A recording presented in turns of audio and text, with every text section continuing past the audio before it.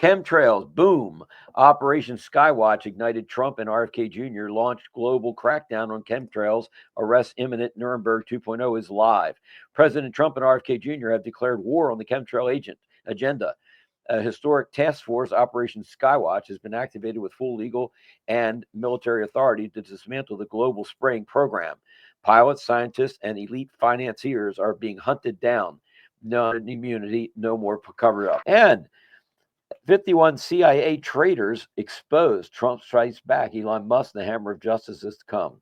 Boom, the House of Cards just collapsed. Donald Trump has officially revoked security clearances from 51 intelligence agents who lied to shield Hunter Biden. The so-called laptop conspiracy is the smoking gun, and elites are in panic mode. A bombshell ruling by the Fifth Circuit Court, finding the Biden White House and the FBI and the CDC violated the First Amendment rights of millions of Americans by bullying tech companies into censoring free speech during the pandemic. According to that ruling, the White House, quote, coerced the platforms by way of intimidating messages and threats of adverse consequences. So in other words, the Biden administration forced social media companies to remove our posts that were critical of the Biden administration or made the Biden White House look bad. This ruling could have a major impact on the 2024 election if Democrats lose control of the narrative. The White House says it's evaluating its options. What happened was the military intelligence intercepted a 16-year plan by the cabal to take down the United States. 8 years of Obama and then 8 years of Hillary Clinton to finish us off. Obama took us to the brink. We were basically over the edge. Hillary was mop-up operations. And I'm going to get down through some of the timeline of events that you're aware of that I can tie into this so you can understand. You've seen it unfold. You just didn't know what it meant until tonight. At any point, when Hillary Clinton was going to come into power, the NSA unrigged the election. It was already rigged for Hillary Clinton to win. She was mop-up operations. During the time of her running the State Department, you know about Uranium One. Uranium One was a scandal where the State Department under Hillary Clinton, Vladimir Putin, which is bullshit, he's not her enemy. In any case, they sold this uranium to Vladimir Putin. The purpose for selling him that uranium was they skimmed uranium off the top of that stockpile. If you ever seen the movie The Sum of All Fears with Ben Affleck, Morgan Freeman, you'll understand this. If you haven't, go watch it and you'll get it. They skimmed uranium off of that stockpile before they sold it to them. They flew 3 planes to North Korea, Iran, and Syria, where the CIA, the rogue CIA, responsible for all the wars and all the regime changes around the world, they built nuclear weapons.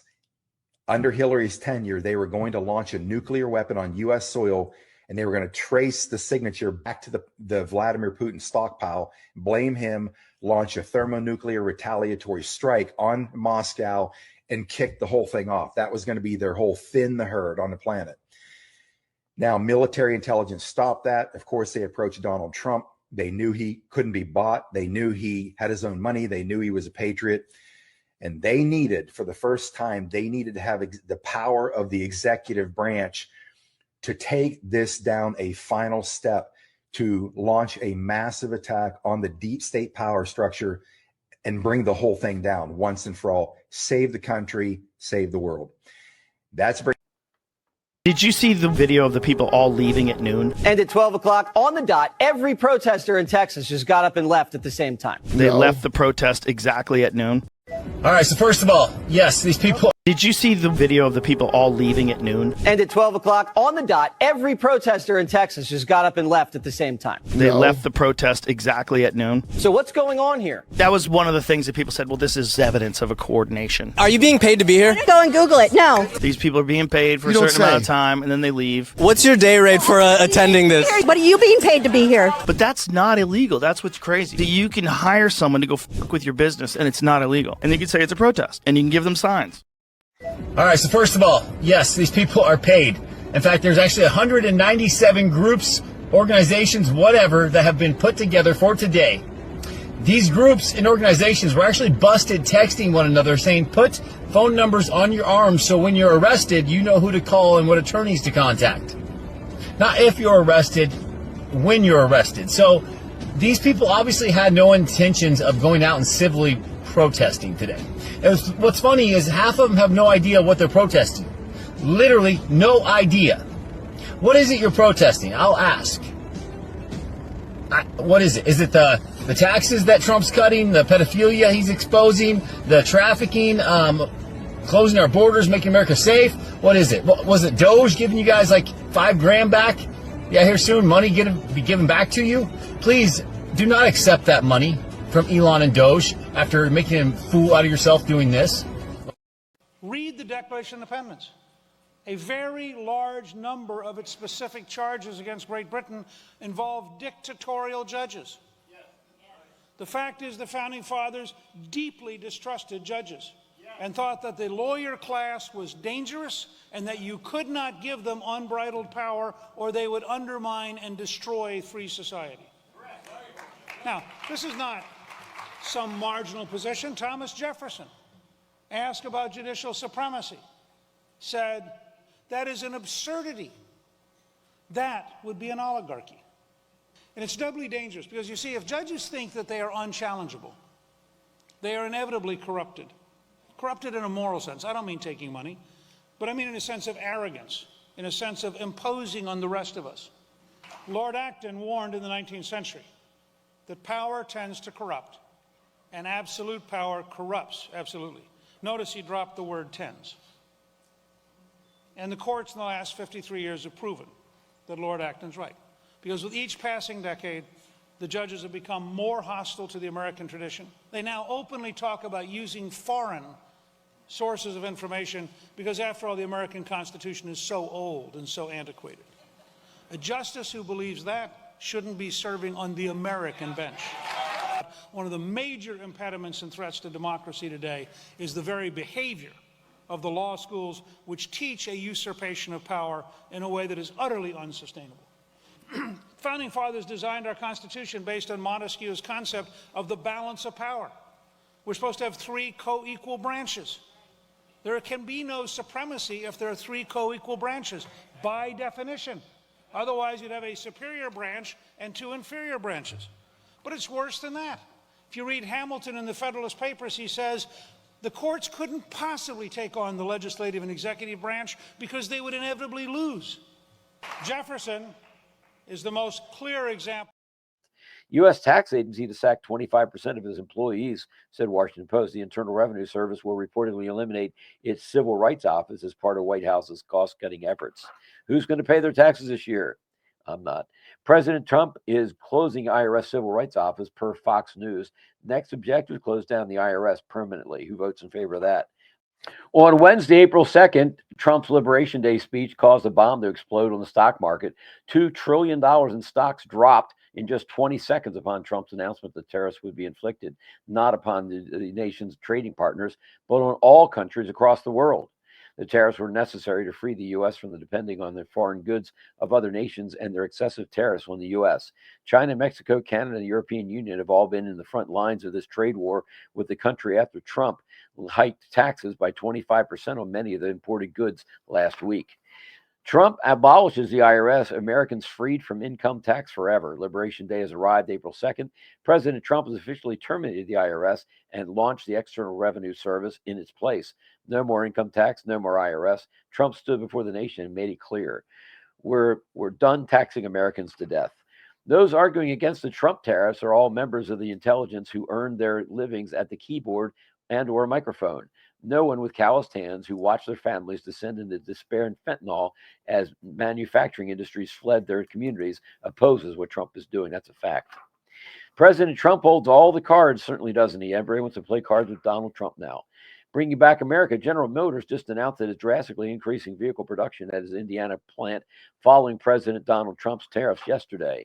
Already Israel, India, the EU, Japan, Vietnam, Cambodia, all plan to drop tariffs if Trump agrees to do the same.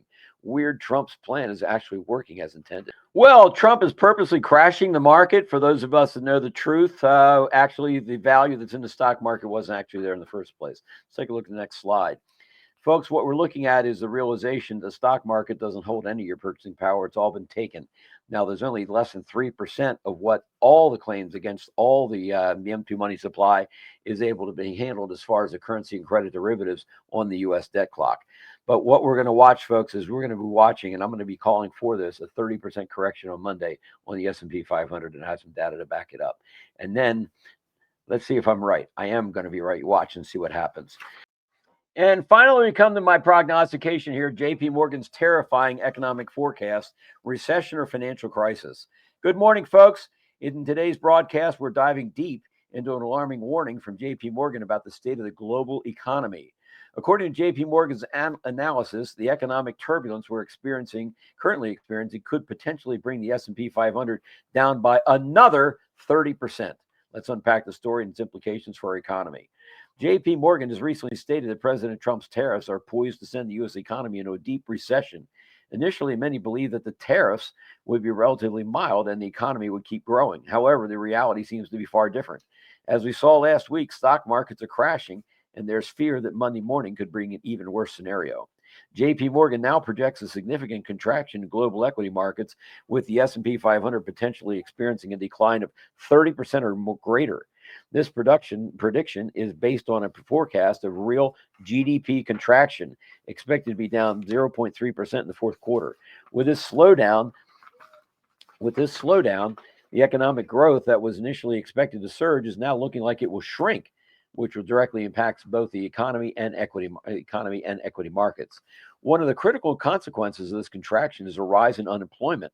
JP Morgan anticipates that the unemployment rate will reach 5.3% as the economy slows, a direct result of reduced demand.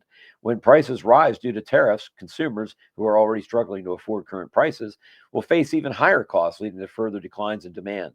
This cycle continues as demand falls. Retailers and wholesalers find themselves with excess inventory, and consequently, manufacturing will reduce production. As demand weakens, the effects spread across the supply chain. Retailers and manufacturers will cut back on production, leading to fewer jobs and reduced working hours. The reduction impacts not only the manufacturing sector, but also the services sector, which relies heavily on manufacturing to keep the businesses running. We can observe similar patterns in previous economic downturns.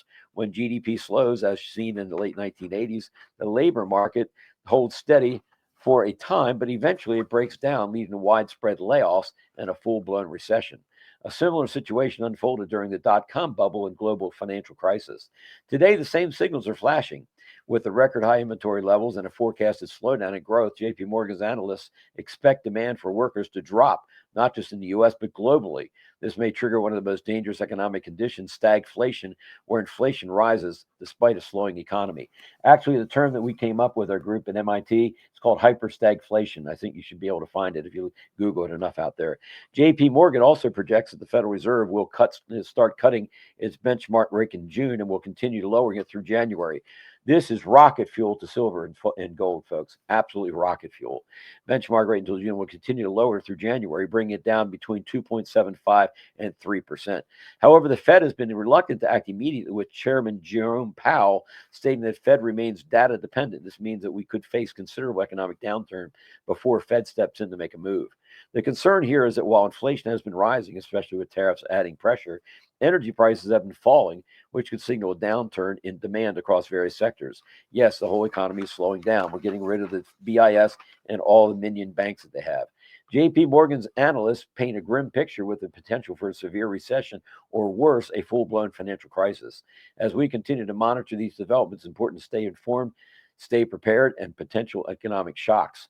Whether or not the Federal Reserve can act quickly enough remains to be seen. Stay tuned for more updates and on this ongoing situation, and thanks for joining us today.